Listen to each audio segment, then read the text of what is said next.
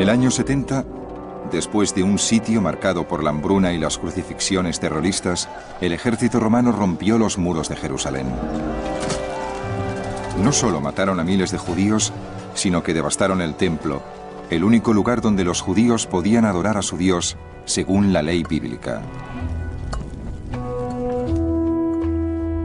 Fue la muerte de la religión de los sacerdotes y los sacrificios que describía la ley bíblica.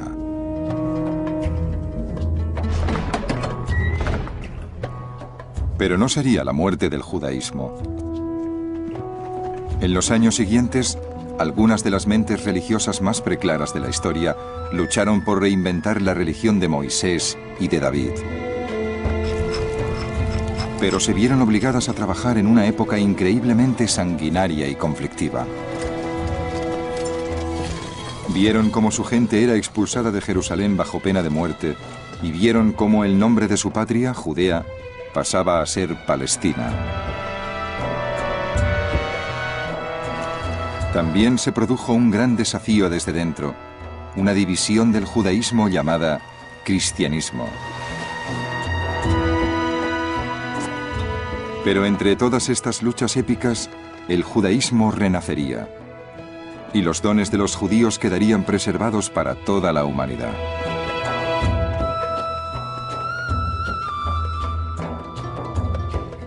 El reino de David, la saga de los israelitas. Episodio 4. Los dones de los judíos.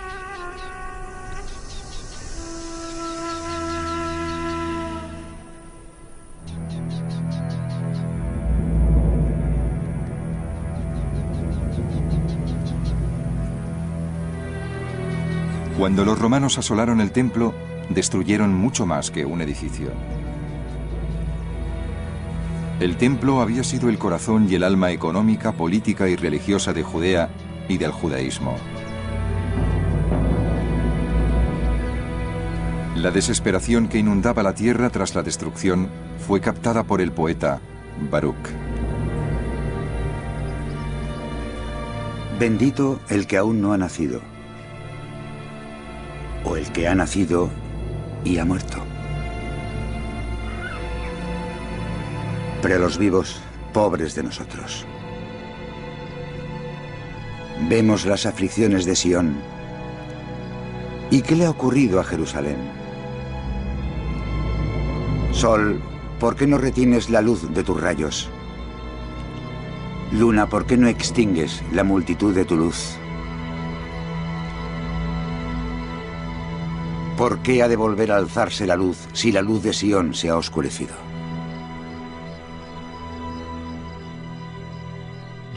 Al ver su templo destruido, los judíos se sintieron muy deprimidos porque su forma de adorar a Dios, de conectar con Dios, quedaba seriamente comprometida.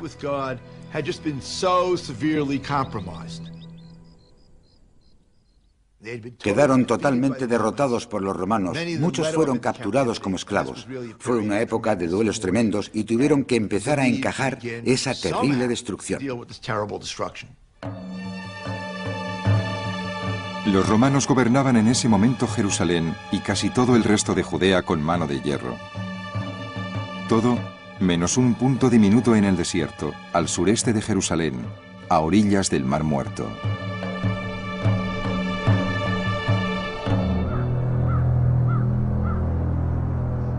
En Masada, una fortaleza construida por el rey Herodes en lo alto de una colina frente al mar, quedaba un grupo de rebeldes resistiendo a los romanos. Eran los Sicari, llamados así por las largas y delgadas dagas que llevaban. Habían conquistado la fortaleza en un ataque sorpresa al inicio de la rebelión y logrado conservarla.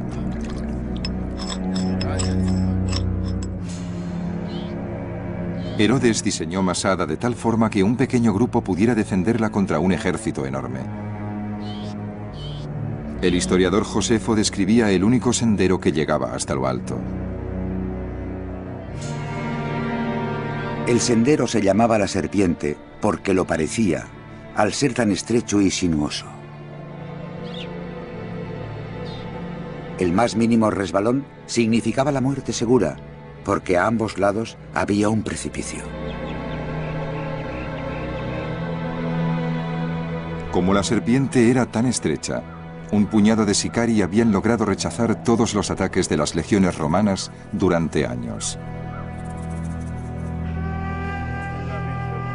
Pero entonces, los romanos empezaron a construir una rampa que les permitiría llegar a lo alto de Masada. Se pasaron 2 años construyendo la rampa y los sicari se pasaron 2 años esperando. El día antes de que terminara la construcción de la rampa, el líder de los sicari, Eleazar ben Yair, dijo a sus hombres que se enfrentaban a una decisión tremenda. Si se rendían, los romanos les crucificarían como ejemplo para los rebeldes de todo su imperio. O podían morir luchando y dejar que sus mujeres e hijos fueran violadas y esclavizadas por los romanos. Entonces propuso una tercera alternativa. Josefo supo lo que había ocurrido gracias a 2 mujeres que habían conseguido escapar de la fortaleza. Para evitar las torturas que les infligirían sus enemigos, decidieron que tenían que ejecutarse a sí mismos. Qué infelices ellos, que en su desesperación se veían obligados a matar a sus mujeres y a sus hijos con sus propias manos. Los maridos abrazaban tiernamente a sus esposas y tomaron a sus hijos en brazos. Y les dieron largos besos de despedida con lágrimas en los ojos. Sin embargo, llevaron a cabo lo que habían decidido.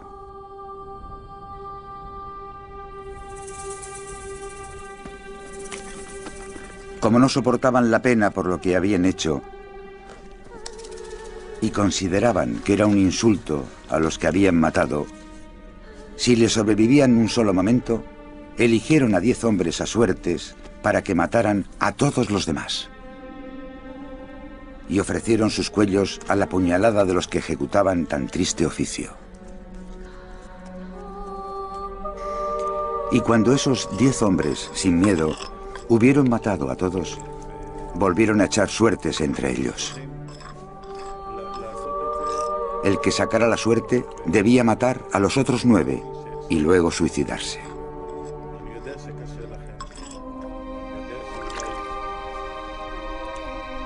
Los romanos esperaban encontrar sentencia por la mañana. Pero cuando lanzaron el asalto a la fortaleza, no encontraron al enemigo, sino una tremenda soledad por todas partes. Aquí, la tradición del martirio autoinfligido alcanza su expresión más dolorosa. Y es una declaración muy elocuente, aunque sobrecogedora. Cuando ya no puedo elegir entre la vida y la muerte, aún puedo elegir qué clase de muerte quiero. Eso es lo que inspiró a los mártires de Masada para quitarse la vida, antes que someterse a la esclavitud y la muerte de Roma. En pocos años, la mayor parte de los grupos que habían dominado Judea y el judaísmo durante siglos habían desaparecido. Los sicari y demás rebeldes habían muerto. Los autores de los pergaminos del Mar Muerto, los esenios, también habían sido masacrados por los romanos. Sin templo, la casta sacerdotal no tenía sentido.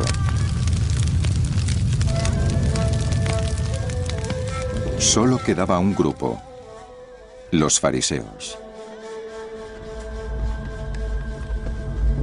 Según el libro judío de la ley y la tradición, el Talmud, uno de los líderes de los fariseos, Yohanán ben Zakkai, había escapado del asedio de Jerusalén fingiéndose muerto. Luego, Yohanán viajó hasta un pueblo cerca del mar llamado Yafne. Allí, en una viña, fundó una escuela primitiva donde se estudiaba la Biblia hebrea. Al cabo, Johanón y los demás profesores recibieron un nuevo título, el de rabino. Entonces fue cuando los fariseos evolucionaron hasta convertirse en lo que llamamos los rabinos.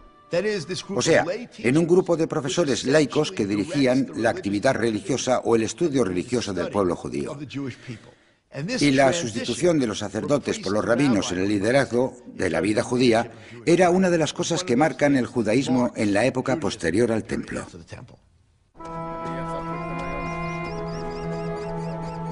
El Talmud dice que el mayor desafío de Johanón al mantener vivo el judaísmo era la desesperación de los demás rabinos por la pérdida del templo. «Pobres de nosotros», gritó el rabino Josué. «El lugar donde se purgaban las injusticias de Israel ha sido arrasado».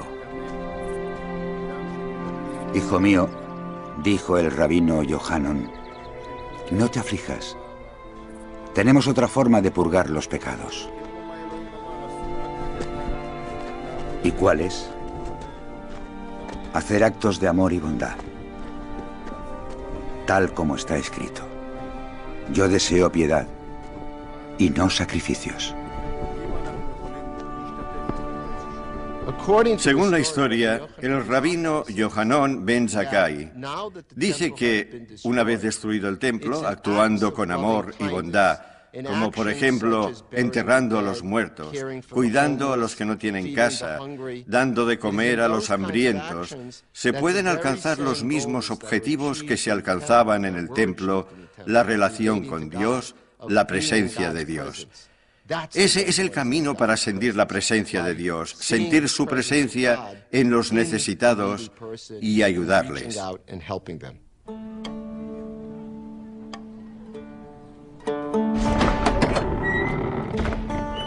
Johanón encontró la respuesta a la pérdida del templo estudiando a los profetas de la Biblia hebrea. Seguía una antigua tradición, porque desde los largos días de exilio en Babilonia, muchos hombres que querían saber más de Dios discutían las historias y las leyes de la Biblia en lugares de reunión llamados sinagogas. Tras la destrucción del templo, los rabinos empezaron a reconstruir el judaísmo alrededor del estudio de la Biblia en la sinagoga. Ahí debatían cómo se podía aplicar la ley bíblica para vivir de forma ética y compasiva.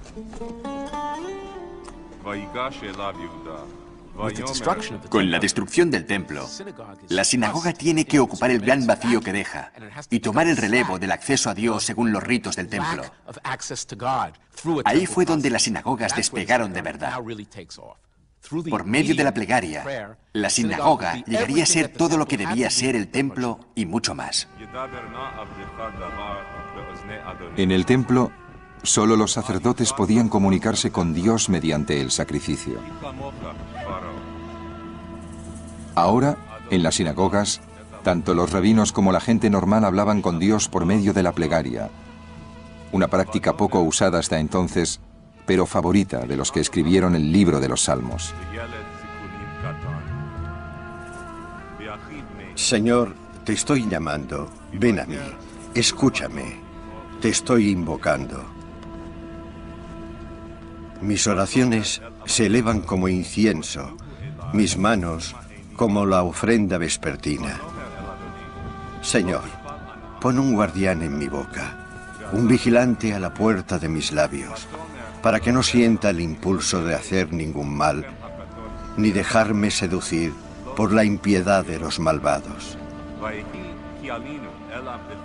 El resultado es una versión espiritualizada del judaísmo. Oraciones en lugar de sacrificios, rabinos en lugar de sacerdotes, sinagogas en lugar del templo. Y la gran pregunta es si esta evolución fue organizada y formulada conscientemente por Johanón ben Zakkai y la gente de su generación. Es posible que en parte sea una reproyección de una época posterior sobre Johanón ben Zakkai, pero estoy convencido de que Johanón era consciente del dilema de la época posterior al templo Y con mucha agudeza intentó ofrecer alternativas sin llamarlas en ningún momento alternativas. En otras palabras, hay que proyectar una sensación de continuidad, aunque en la práctica estés innovando y ofreciendo estilos de vida alternativos.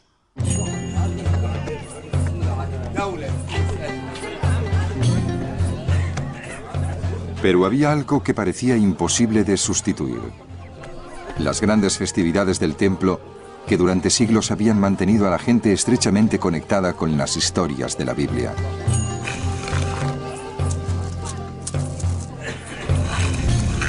Una de las festividades más importantes era la Pascua, en conmemoración de Moisés, que liberó a los israelitas de su esclavitud en Egipto.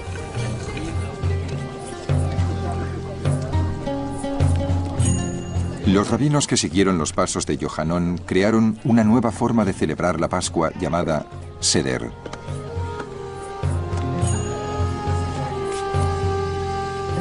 No se celebraba en el templo con otros miles de personas, sino en casa, con la familia y los amigos.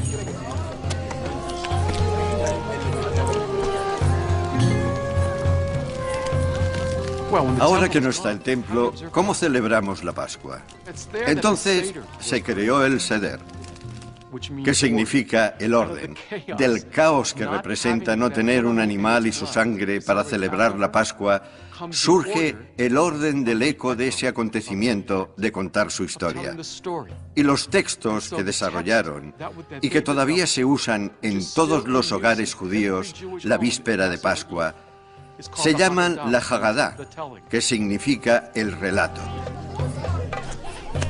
Para contar la historia de la Pascua, las familias judías usaban un hueso de cordero para representar al cordero con cuya sangre habían pintado las puertas sus antepasados en Egipto, para que el ángel de la muerte pasara de largo. Y usaban pan sin levadura para representar el matzo que comían los israelitas en su huida hacia la tierra prometida. En la mesa, durante el Seder, uno de los adultos leía la historia del éxodo de los judíos al marchar de Egipto. Luego, todos los presentes comían los alimentos de la Pascua y cada uno simbolizaba una parte de la historia.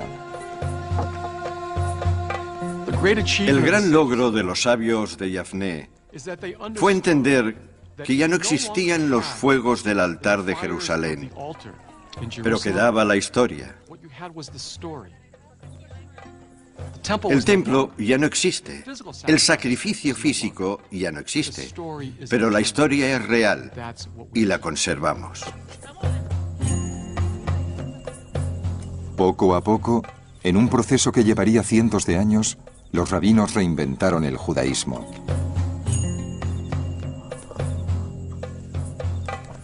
Pero mientras se esforzaban, el mundo exterior volvía a convertirse en una amenaza.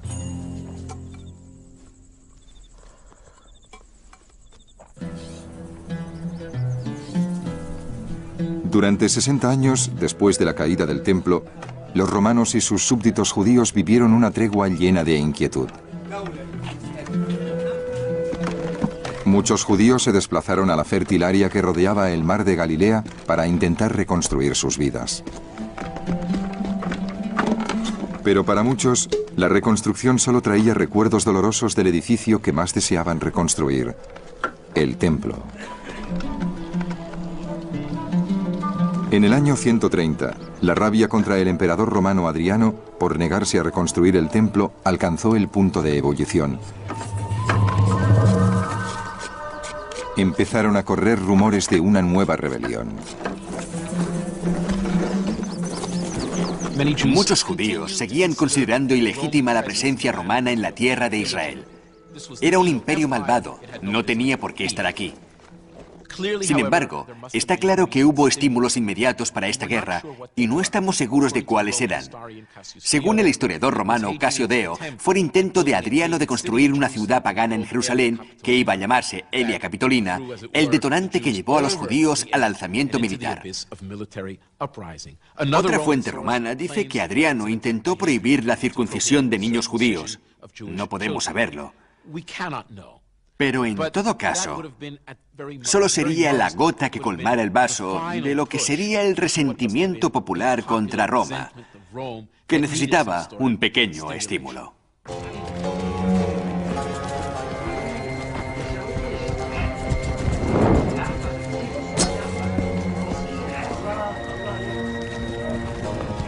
La rebelión empezó con un grupo de bandidos que vivían en el campo. Su líder se llamaba Simón Bar Kokhba.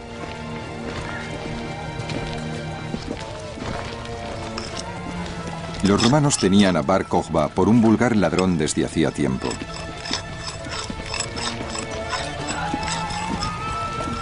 Pero para muchos judíos era uno más de la lista de defensores de la libertad que se habían negado a aceptar el yugo romano. Bar Kokhba era como los fanáticos, como los defensores de Masada, y estaba dispuesto a tomar las armas contra la ocupación romana y a luchar por la soberanía. En realidad, durante un periodo limitado de tiempo, la alcanzó. Podemos sostener en nuestras manos las monedas que Bar Kokhba emitió en su propio reino, que fue el último reino soberano judío durante 2000 años.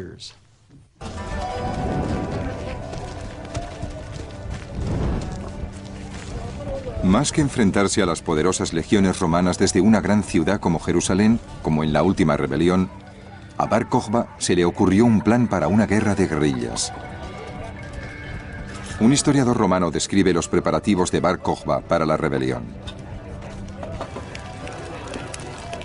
Ocuparon cuevas en el campo y las reforzaron para poder refugiarse cuando se vieran asediados.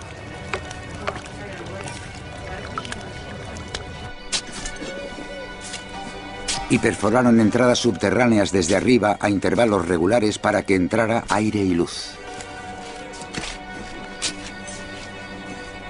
A medida que se filtraban los planes de rebelión, corrieron rumores de que Bar Kokhba era el líder mesiánico que anunciaba la Biblia, el que guiaría a los judíos hacia la libertad.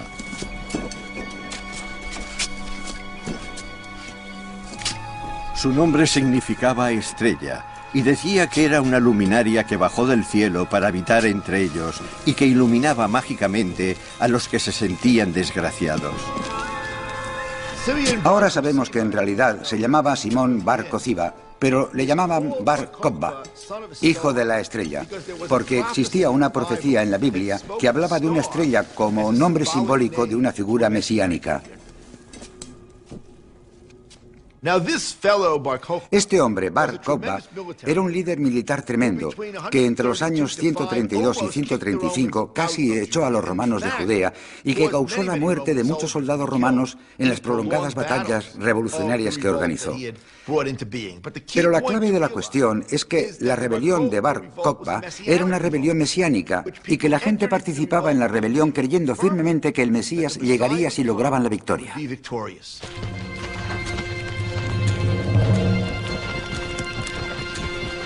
El carismático liderazgo de Bar Kokhba atraía no solo a campesinos y artesanos, sino también a estudiosos y a sabios. Su fervor aumentó gracias a ciertas profecías de la Biblia que, en su opinión, indicaban que era el momento preciso de la historia elegido por Dios para la reconstrucción del templo. Igual que el primer templo quedó en ruinas en su época y se reconstruyó, también podía reconstruirse el segundo. Y para sí mismos eran los agentes de Dios. Vencerían a los romanos y el tercer templo descendería del cielo como uno prefabricado, completamente construido, exactamente en el mismo sitio. Y en cierto sentido, esa era su misión mesiánica. Estaban cumpliendo la voluntad de Dios para vencer al imperio del mal. Era lo que Dios deseaba. En el año 132, el rabino más destacado de Judea declaró públicamente que Bar Kokhba era sin duda el Mesías. Las filas de los rebeldes crecieron aún más.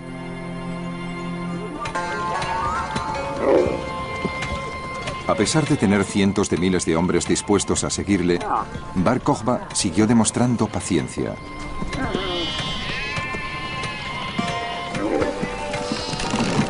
Para dar a Adriano y sus legiones una sensación falsa de seguridad, aconsejó a sus seguidores que se fingieran felices y pacíficos.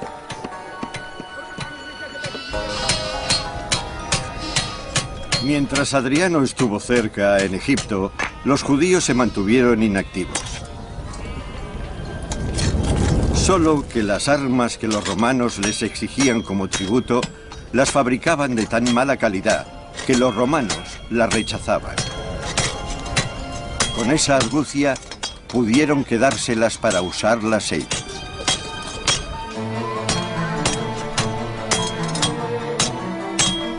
La brillante estrategia de Bar Kokhba fue esperar hasta que Adriano estuviera ya lejos, de vuelta a Roma.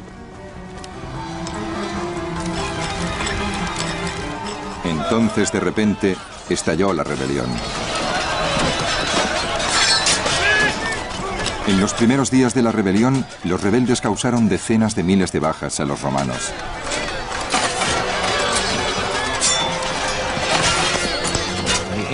En el mundo antiguo, los judíos no tenían fama de estudiosos, recogidos y piadosos, sino que tenían fama de luchadores feroces y despiadados. Eran muy apreciados como soldados mercenarios, y durante la rebelión contra Roma demostraron hasta qué punto eran eficaces en el campo de batalla. El sorprendente éxito de los rebeldes obligó a los romanos a retirarse de la región. Entonces Bar Kokhba proclamó el reino independiente de Judea.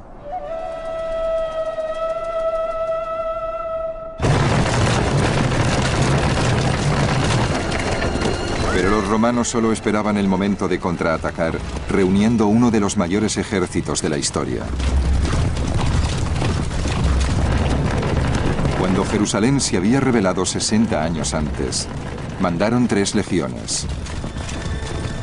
Entonces enviaron 13. Adriano lanzó contra los judíos a su mejor general, Julio Severo, que fue destinado a Judea desde Britania. Adriano le ordenó que pasara por las armas a todo el que se pusiera en su camino. Roma respondió a Bar Kokhba mandando una gran cantidad de fuerzas militares a la lucha. Y llegaban legiones no solo de Judea, de Egipto y de los países vecinos, sino incluso de más allá del Danubio. Trajeron a un comandante de Britania. Adriano no podía permitir de ninguna manera que la rebelión triunfara, ni siquiera a medias.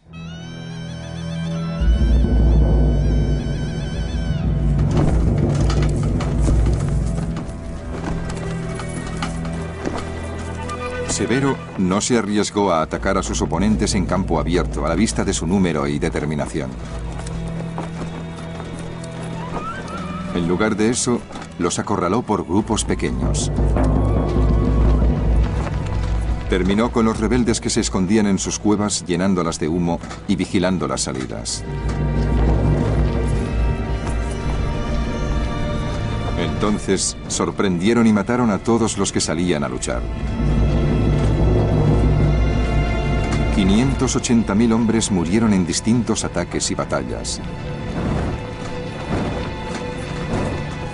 Y el número de los que murieron de hambre, enfermos o asfixiados, era incalculable.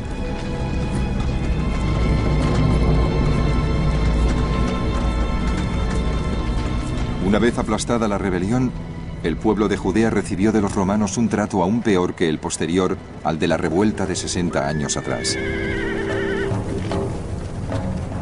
Los romanos se propusieron el objetivo de eliminar a los judíos de Judea.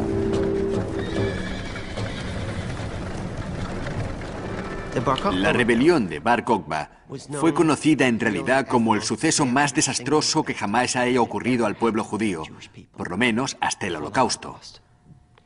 En realidad, cuando nos fijamos en los 3 relatos literarios, vemos que todos coinciden.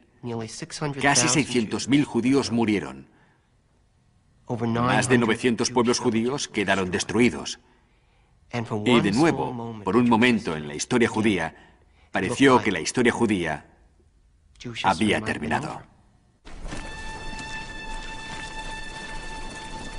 Justo después de la rebelión, los romanos cambiaron el nombre de la región de Judea por el de Palestina. Luego, expulsaron a todos los judíos de Jerusalén. Entonces, el emperador ordenó por decreto legal que toda la nación judía debía ser expulsada por la fuerza del distrito circundante de Jerusalén, para que no pudieran ver su patria ancestral ni siquiera a distancia.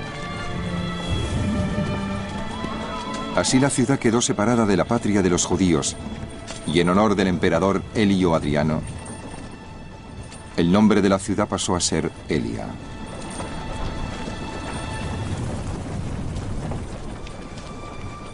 El resultado de la rebelión de Bar Kokhba determinó una política mucho más severa por parte de los romanos, que prohibieron a los judíos incluso que visitaran Jerusalén. Removieron el monte donde estaba el templo y construyeron un templo a sus dioses en el mismo lugar, como diciendo: aquí no tenéis sitio, somos los vencedores. En los siglos que siguieron, pueblos enteros de judíos empezaron a emigrar de Judea en busca de una nueva vida. Se dirigieron a las comunidades judías que habían florecido durante siglos en Babilonia, en Grecia, en Roma y en muchos otros sitios.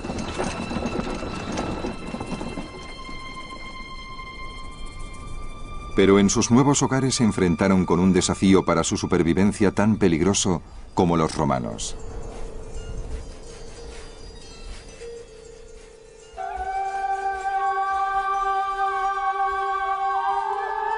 La amenaza no venía de fuera, sino de dentro. De un nuevo tipo de judaísmo llamado cristianismo.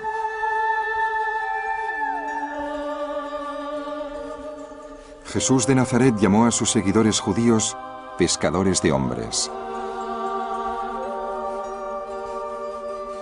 Desde su muerte en el año 33, ellos iban contando a todos los que querían escucharles que Jesucristo era el Hijo de Dios y que después de su crucifixión había resucitado de entre los muertos. Esos cristianos no lloraban la pérdida del templo y sus sacrificios rituales, porque creían que Dios había decidido sacrificar a su único hijo una vez y para siempre.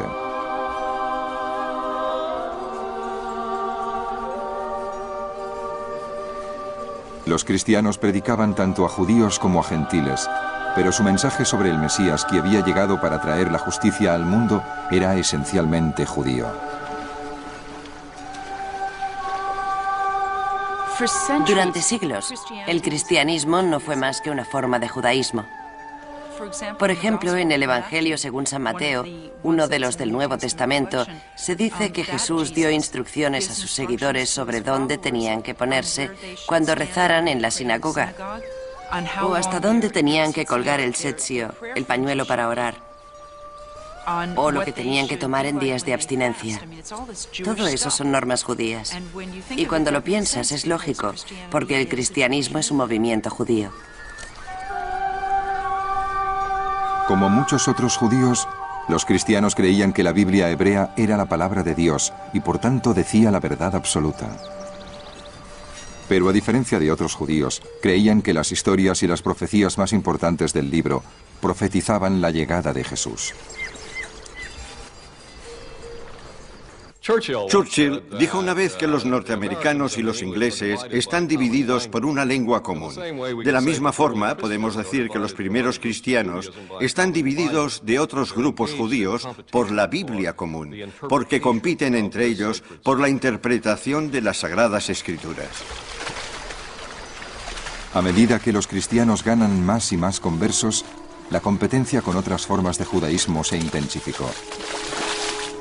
Aparecían iglesias junto a las sinagogas en las comunidades judías de todo el Imperio Romano. Y sin embargo, gracias a sus raíces comunes, la mayoría de los cristianos y de los judíos se sentían como hermanos. Pero entonces la cristiandad ganó el que sería tal vez el converso más importante de su historia. Un hombre que estaba a punto de convertirse en emperador de Roma.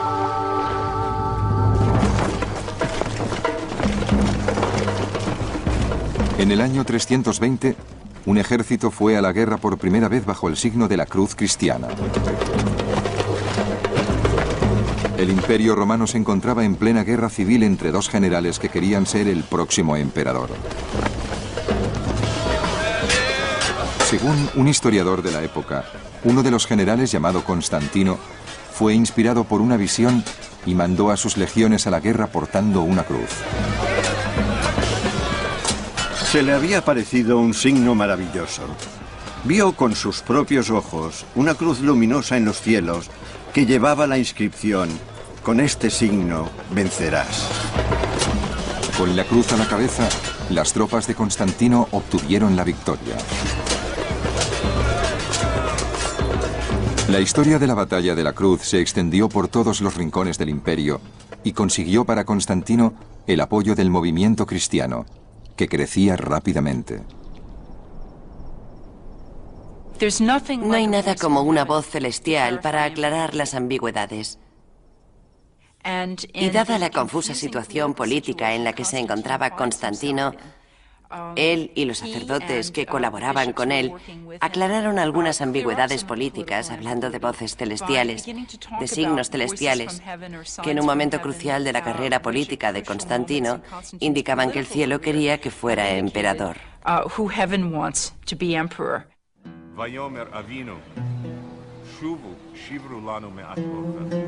La alianza del nuevo emperador con la cristiandad resultó desastrosa para los judíos de todo el imperio. Los obispos que se aliaron con Constantino formaban parte de la única rama de cristianos que era hostil a los judíos.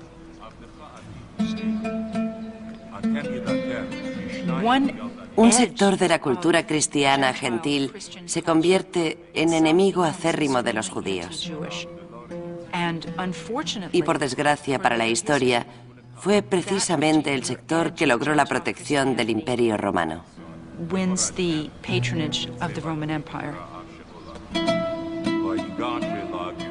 Los obispos cristianos antijudíos estaban decididos a terminar con la amistad que muchos cristianos sentían por el judaísmo.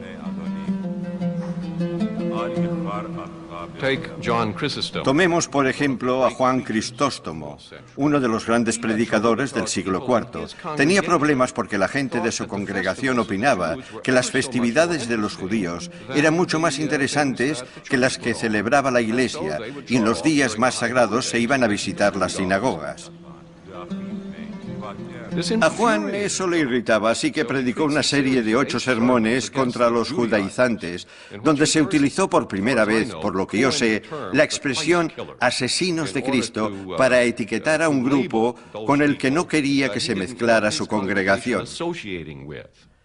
Naturalmente, esta expresión tuvo consecuencias fatales para la historia del antijudaísmo cristiano.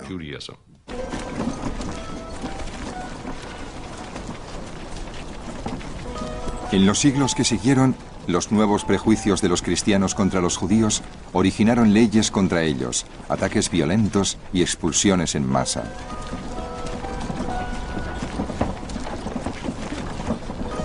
De modo que empezaron a buscar nuevas patrias en el norte de África, en España y en Rusia.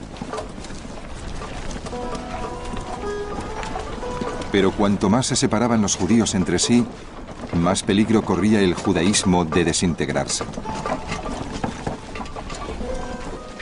Las leyes que gobernaban la vida de los judíos, desde la oración hasta las relaciones sociales, nunca habían sido escritas. Solo existían en la tradición oral que pasaba de una generación a otra.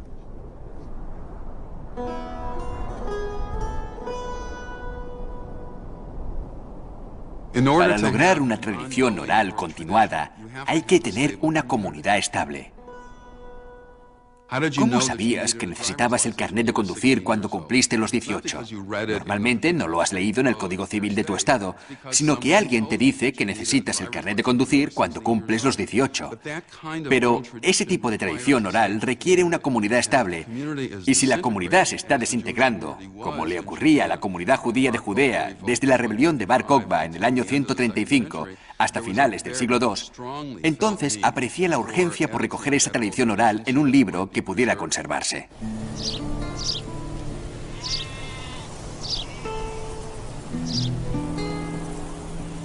Esa obra monumental del genio que permitiría al judaísmo sobrevivir en cualquier parte empezó a tomar forma en el siglo II después de Cristo, en el campo, en la mente de un campesino analfabeto llamado Akiba.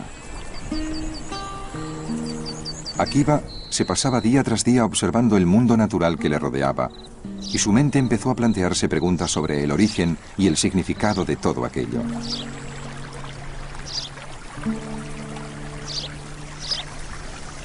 Así que aprendió a leer sin ayuda y empezó a estudiar la Biblia. Según el Talmud, se sintió fascinado por el poder de la Biblia, que le ayudaba a ver el mundo de una forma nueva.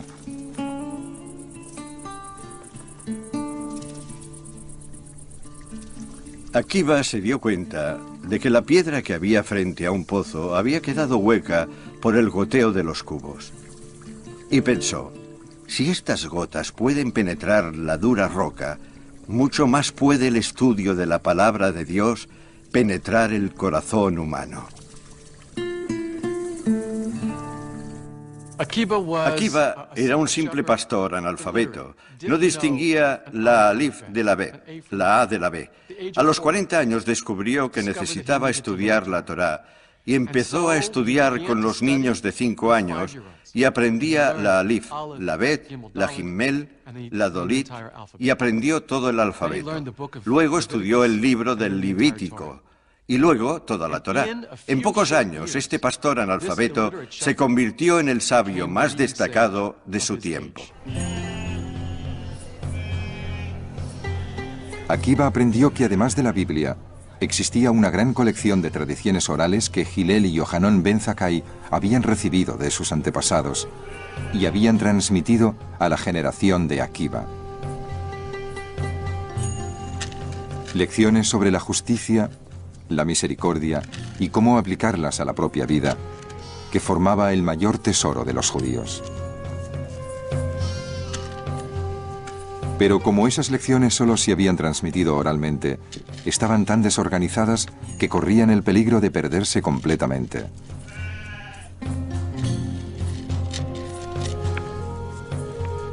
Entonces Akiba empezó a utilizar su destacado intelecto para ordenar las leyes y tradiciones judías de muchos siglos, inspiradas por la Biblia. Según cuentan, Akiba podría ser el primer rabino que tomó esa enorme cantidad de tradiciones orales recopiladas durante siglos y siglos y las sistematizó para crear una especie de estructura temática del material. En realidad, cuentan que Akiba era como alguien que va al mercado y compra verdura, lo pone todo en el cesto, luego se va a casa y empieza a ordenarlo. Cuentan que Akiba ordenó la tradición oral de la misma forma.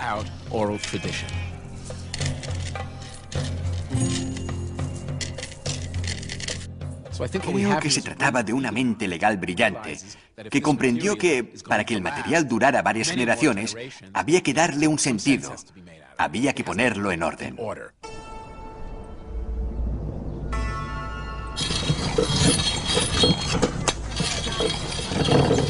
Pero Akiba vivió en tiempos difíciles, mientras Roma y los judíos se peleaban por el tema de la reconstrucción del templo.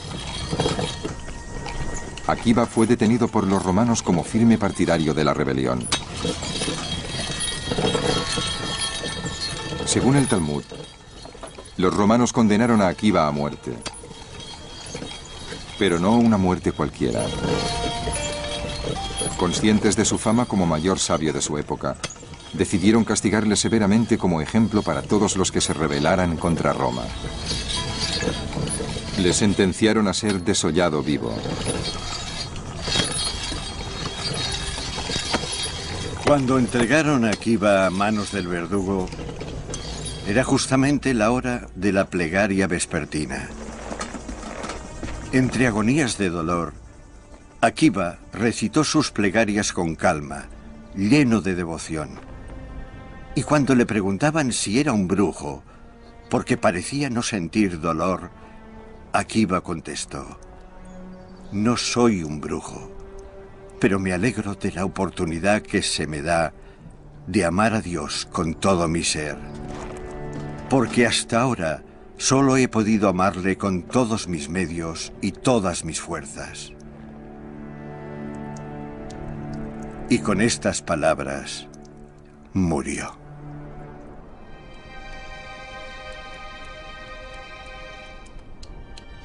Se lo llevan para ejecutarlo. Y sus últimas palabras son palabras de fe. Oye, Israel, Señor Dios, Dios es único, y hay que amar a Dios con todo el corazón y con el alma. Y en la hermosa descripción del Talmud, sus discípulos le preguntan, Akiva, ¿cómo puedes mantener la fe en estas circunstancias? Y él contesta, me he estado preparando para esto toda mi vida. He recitado las Escrituras toda mi vida, preguntándome si alguna vez debería sacrificarme, si tendría que realizar alguno de esos actos de fe definitivos en el mundo real. Y ahora que tengo ocasión, ¿cómo puedo negarme a dar hasta mi propia vida por mi fe?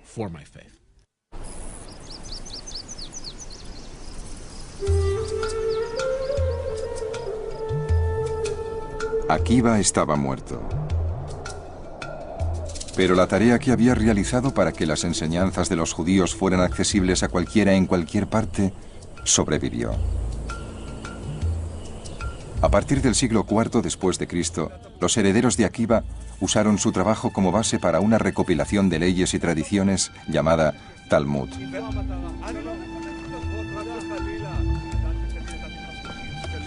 Contenía las enseñanzas de los sabios de todos los tiempos sobre cómo los judíos debían practicar el judaísmo. Para vivir una vida adecuada y buena como judío, por un lado, tienes que observar una serie de rituales. Pero junto con los mandamientos puramente rituales, se recogen una serie de mandamientos éticos y había que observar esos mandamientos porque eran tanto o más importantes que los otros. Algunos son muy evidentes. No matarás, no robarás, y otros no tanto, como ama a tu prójimo como a ti mismo, que es el más difícil y muchos no lo conseguimos nunca. Todas esas normas de pensamiento ético que rigen las relaciones familiares, o entre marido y mujer, o con los niños, o con el resto de la gente, o con los gentiles, todas esas leyes éticas tomadas en conjunto con los mandamientos religiosos y la teología del judaísmo ordenaban la vida que debían y debe llevar un judío. Pero el Talmud no era solo un libro de mandamientos. También era un registro de grandes debates entre sabios sobre cómo aplicar los valores eternos de la Biblia hebrea a la vida aquí y ahora. Abraham no era una persona que simplemente estaba muerta para ellos, era una presencia viva. Leían la historia de Abraham y la comparaban con la historia de Noé. Leyendo el texto bíblico, vieron que Noé, cuando le dijeron que el mundo estaba a punto de ser destruido, no le dijo nada a nadie, guardó el secreto. Pero Abraham, cuando supo que Sodoma iba a ser destruida, salió y discutió con Dios y quiso saber si seguiría adelante con la destrucción, si había 50 hombres justos en la ciudad o 40. Desde su punto de vista, Noé y Abraham ofrecían dos modelos distintos para vivir como seres humanos. Si oyes un mensaje, ¿lo guardarás para ti? O si te parece que el mensaje no tiene sentido, ¿estás dispuesto a pedir aclaraciones o a decir que no tiene sentido?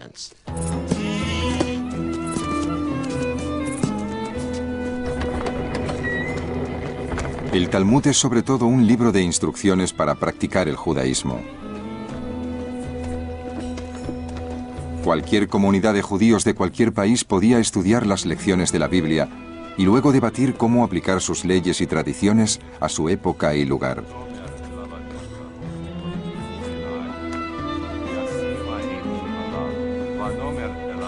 Desde España a Rusia y África del Norte, en todas las sinagogas, los judíos aislados en guetos podían seguir manteniendo el contacto con su cultura y con su Dios.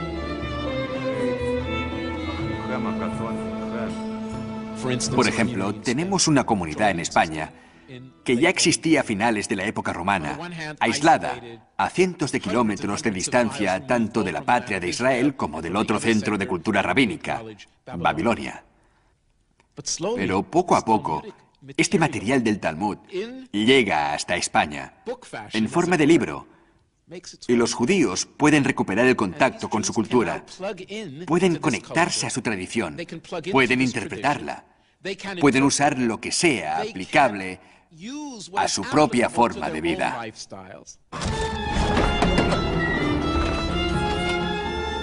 En muchos sentidos, es una tradición móvil.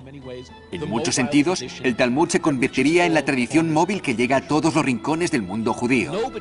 Nadie queda aislado del foco de la actividad religiosa judía. Tienes el Talmud, puedes estudiarlo, puedes debatirlo, puedes interpretarlo, puedes preguntar a otros lo que significa. El Talmud sería la Biblia ambulante, la Biblia viva para los judíos de todo el mundo.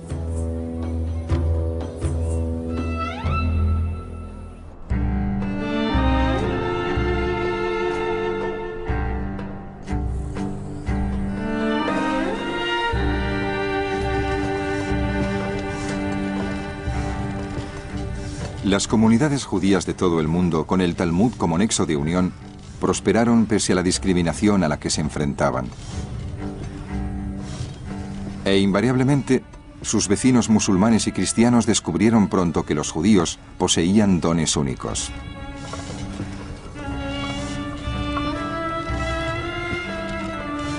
Una de las ciencias que los judíos introdujeron en todos los países fue el soplado del vidrio.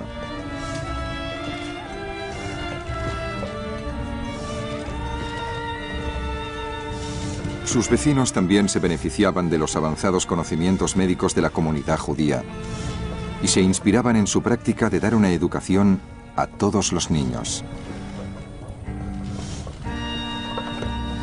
Pero los dones más importantes de los judíos eran los espirituales. Entre las muchas contribuciones que el pueblo judío ha hecho a la civilización mundial, está la idea de que Dios no requiere a los seres humanos normales la pura observación de unos rituales o la fe en un credo en particular. Es una persecución feroz de la justicia. Moisés dice, la justicia persigue siempre la justicia. Es uno de los artículos de fe de la Biblia y del judaísmo rabínico, y es uno de los dones morales de los judíos a la posteridad. También encuentra su expresión en el cristianismo y en el islam, y en nuestro mundo de hoy en día. La importancia de la compasión por los menos afortunados, de la ética personal, de las leyes que se aplican a todo el mundo por igual, fueron algunos de los dones de los judíos. Creo que la tradición judía ha dado al mundo el aprecio a la familia y a la educación.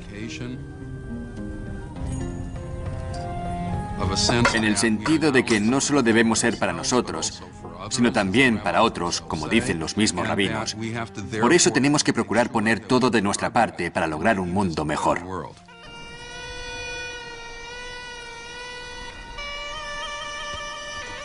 Estas verdades eternas, comunicadas por primera vez a través de las historias de la Biblia hebrea, se convirtieron en los cimientos imperturbables del judaísmo.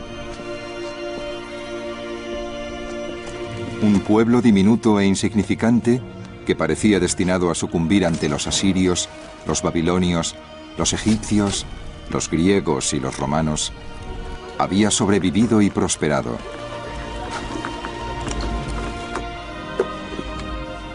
No con el poder de las armas, sino con el poder de sus ideas y creencias. Y finalmente, como cualquier imperio de la historia, dejaron una gran huella en nuestra forma de ser actual y en nuestras opiniones.